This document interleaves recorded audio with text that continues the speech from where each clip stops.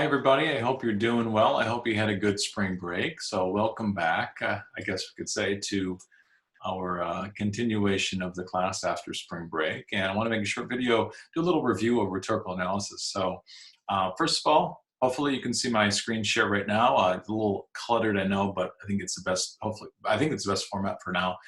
I shared an overview yesterday for our next 2 weeks. So check that out if you haven't. We have our ongoing SSR, and then each day it'll be posted on Google Classroom, what the assignment, the task is for the day. Okay, so if you notice, Thursday, task 17 will be the rhetorical analysis CSA. So again, we want to do some review. There's right here. That's what our tasks for today and for tomorrow are. So first of all, I want to give you a brief reminder about our rubric. Here it is. We have 3 rows, one for rhetorical situation, one for analysis, and one for clarity of your writing. Okay, so the assessment, as noted in the map, it will be 1 hour. I'll give you some more details coming very soon here. Okay, but it'll be scheduled for Thursday. So I'm going to give some this review lesson on the Samuel Johnson rhetorical analysis, if you remember that. That is from task number 10. And it was a letter, and it was short. And some people had a little bit of a challenge with it because it's kind of older. And some people, but a lot of people did a really good job. Some people didn't finish it yet, so those people need to finish it still. Anyway, it's rhetorical analysis written by Samuel Johnson, and it was published in 1762. We can see on the bottom. Okay, so right before I go over this and do some kind of think aloud, I'm just going to tell you a little bit about him. I happen to have a book in part by him. This is an anthology. It's called the Harvard Classics, and I have a writing that's by Samuel Johnson. And one of the things I think is tough about this one, as some are, is it's written a long time ago, so the style is challenging. Lots of time, and this is in particular was written in England too. So we have this text that's written in England. It's written in the mid 1700s, and that time period, I'd say, anywhere from the late 1600s all the way to really the late 1800s, we see kind of a similar style, both in in England and in the United States, that is more formal, very long sentences, lots of commas, and we see that in his style, challenging words, of course. And but I want to just read the first sentence of this. It's part of a book that he wrote. It comes from something that's called The Life of Poets and the Lives of the Poets. And this chapter is The Life of Addison. First sentence, we get to see his style in this book, very similar to our passage here. Joseph Addison was born on the 1st of May, 1672 at Millston, of which his father, Lancelot Addison, was then rector near Ambrosbury in Wiltshire, and appearing weak and unlikely to live, he was christened the same day. End of first sentence. Again, longest sentence, lots of commas, makes it challenging to read, but it's a very unique style that we see to him, but again, it's common to that time period. Bottom line, you got to be used to and ready for these types of passages, because you might get an old one like this on the actual AP test. Okay, so anyway, I don't know if I'd call this a reading recommendation here, but thought I'd fit that in. So first thing we want to do, if you check on the left here, rhetorical situation, reminder, we want to be looking for the elements of rhetorical situation. Today's assignment, it was a video from College Board, and if you haven't checked those out yet, I strongly suggest that you do. I think they are I think they're really good videos. I think they're really good resources. And the one from today was about rhetorical situation. It was a letter also. It was written by Abigail Adams to her son, and when he was traveling to Europe. Okay, so this one has kind of a similar format. And what they talked about in that video was most of rhetorical situation, or a lot of it at least, you can get just from this introductory information here. Okay, so let me just read this out loud, and I'm going to talk a little bit about rhetorical situation before I analyze a little bit as I just think aloud. So it says the letter below, that's our genre, of course, was written by Samuel Johnson. Okay, that's our writer. That's all we know about him so far, and we don't get much more information about him, but I did just give you a little bit of context in that little read I did. in response to a woman who had asked him to obtain the Archbishop of Canterbury's patronage to have her son sent to the university. Okay, so right there we have, again, this isn't the whole thing because it's just from these, what, 2 sentences, but we have an idea is the point. We have some of the exigence. So his reason for writing is he had to respond to this woman. And we get the idea right from this little context, the introduction, that seems like he didn't really know her, right? And so it says the Archbishop of Canterbury. Now, Canterbury, again, this is just background information. That's one of the benefits of reading a lot. You get to know places and things, stuff like that. So Canterbury is a place that's in England. There's a famous book that's written in the 1500s. It's called the Canterbury Tales. And that's what Canterbury is most known for, actually. Anyway, it's in England, and that's how we get some idea about the context right there. To have her son sent to the university. Also, it seems like because she's asking him to do this, we have some more information about the writer, that he seems to be well known. Now, you probably didn't know that he was a famous writer before, as he is, and I just mentioned that before. But the fact that that she is asking him seems to imply that he's pretty well known. He has some sway. He has some influence. So that's some more information that would be helpful. Again, audience is this woman. Seems like he doesn't really know her. We get a better idea later that no, he doesn't know her at all. Mentioned about the writer. Let me finish reading this part. Read the letter carefully, then write an essay in which you analyze how Johnson crafts his denial of the woman's request. I think I skipped over purpose. Let me go back to that. So purpose seems that we could say, of course, he's responding in the letter and he's denying the request.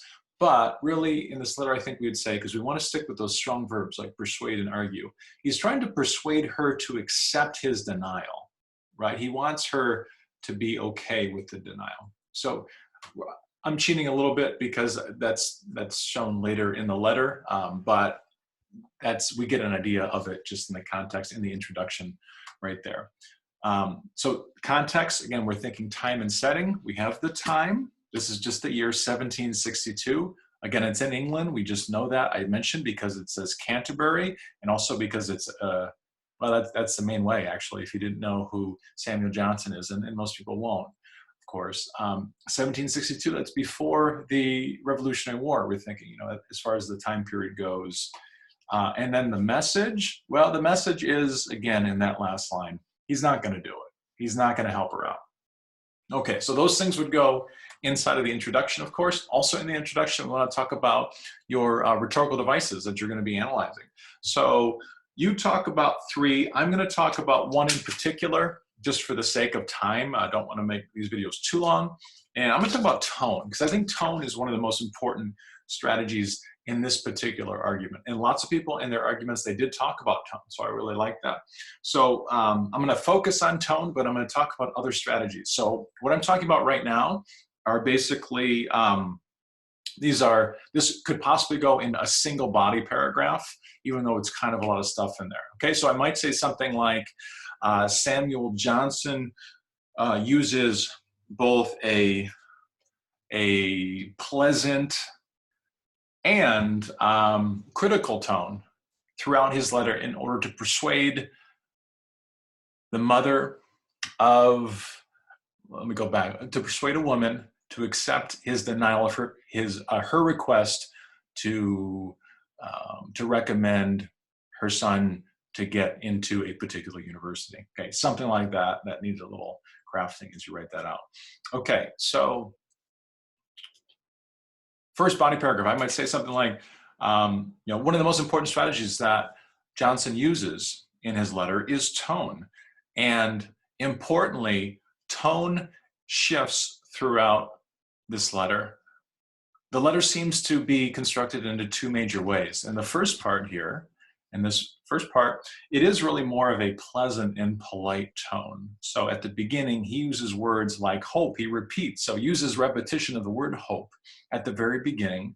Hope is an abstract term. It's abstract language, and he repeats it multiple times. He repeats it, in fact, 2 times in the first sentence, and he goes on to use it again.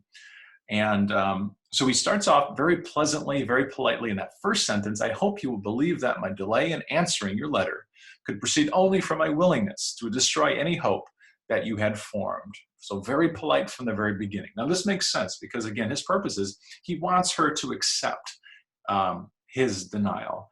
He's a well-known person, and we assume that he wants to maintain an image too, but he wants her to accept it.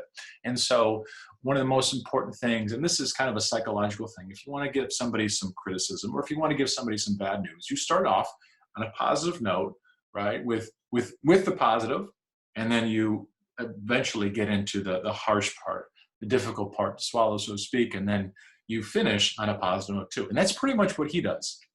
So it's this kind of criticism sandwich, he hides that difficult news in the very beginning. Okay, so again, we have this pleasant, polite tone at the beginning, and then there's this tonal shift. So we get around line 16, where he gets to a more critical tone. So in this critical tone, let me just read the first sentence. When you made your request to me, you should have considered, madam, what you were asking. So all of a sudden, he's no longer so pleasant right there, but he is much more, what can we say? He is much more to the point. Again, he's more critical here. He's kind of instructing her. So he repeats the word you multiple times. You and your request, you. He uses you or your 4 times, right? So when he's using the second person here, we know we want to avoid second person usually, unless you're being instructive, and he is here. He's telling her what she should do and what she shouldn't do, right? So that critical tone is kind of comes into play here, where he is coming off as somebody of kind of a higher rank and instructing her what to do and what not to do. So we kind of set her up, he eased her into this, and he gets to the point that he wanted to get to the whole time. So as lots of people pointed out, with this critical tone and with this second person, then he uses the logos. Then he describes why she shouldn't have asked this, why he cannot do it, right? And so he continues all the way through, and he describes why he can't do this and why he shouldn't do this. Okay, and so we get down to line 36 then. Let me just read the ending. I have seen your son this morning. He seems a pretty youth and will perhaps find some better friend than I can procure him. But though he should at last miss the university, he may still be wise, useful, and happy. So we get back to, at the very end, again, a pleasant, polite tone. And so we have that tonal shift one more time. With that pleasantness and that politeness, of course, there's emotion in there too. So we could talk more about pathos if we wanted to, if we needed to. So we have a couple different ways we can say this. I like to use the synonym, or I'm sorry, the metaphor of the sandwich here. We have this logos sandwich, pathos, logos. Pathos, we have this critical tone sandwich where we have we have pleasant, polite tone, critical tone, and then back to pleasant, polite tone. Okay, so those are some things to think about for analysis here, rhetorical analysis. The things that I've just talked about here, those could go in one paragraph, but you might break it up into multiple. But I just discussed tone, structure. Again, structure is what goes where and why, beginning, middle, end. Right, repetition, especially of hope and you, abstract language, which hope is, and then pathos and logos. So those are 6 different strategies there. That's kind of a lot for a single paragraph, right? But there's a lot that's going on there. So some people ask, well, it's kind of short. Do I need to have 3 strategies? Yeah, there is a lot going on here, and we just got to slow down and read that carefully. But it starts with that rhetorical situation, remember. Okay, so I hope this is a little bit helpful. Think about that as we're doing some last practices. Feel free to ask me and to reach out to me if you have any questions on some things. Okay, so continue staying safe, as I hope you are. Stay up on your practice. It's very important for you. And I will, hopefully I'll be hearing from you soon.